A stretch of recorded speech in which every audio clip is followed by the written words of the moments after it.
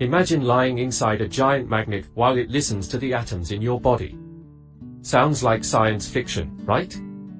Well, that's exactly what happens during an MRI scan. But how does it work?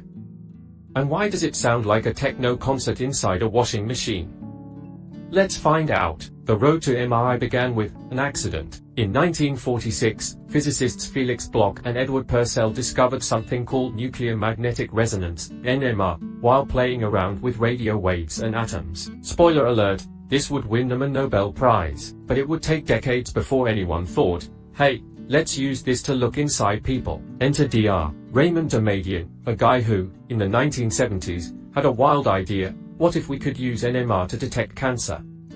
He built the first ever MRI scanner, which looked less like a high-tech medical device and more like a giant, homemade science project. But it worked. Okay, let's break it down. MRI stands for magnetic resonance imaging, which is just a fancy way of saying a giant magnet lines up the hydrogen atoms in your body. Radio waves knock them out of alignment. When they snap back, they send out signals. A computer turns those signals into detailed images of your insides. And somehow, all of this happens without frying your brain. Pretty cool, right? Of course, if you've ever had an MRI, you know it sounds like a construction site run by robots. But don't worry, that's just the machine's way of processing data. So, no, it's not trying to communicate with aliens. Before MRI, doctors had to rely on X-rays or, worse, exploratory surgery. Yikes!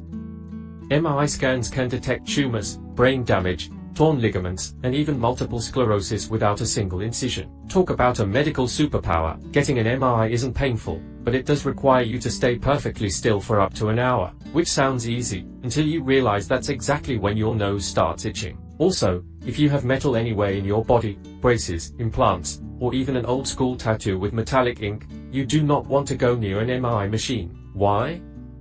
Because a powerful magnet and metal don't mix. Just ask the guy whose oxygen tank got sucked into an MRI, causing a disaster. True story. Scientists are working on silent MRI machines, faster scans, and even portable versions that could be used in ambulances. In the future, you might not even need to lie inside a tube. Imagine that. Next time you hear someone say MRI, you'll know it's not just a big, noisy magnet, it's a life-saving piece of technology.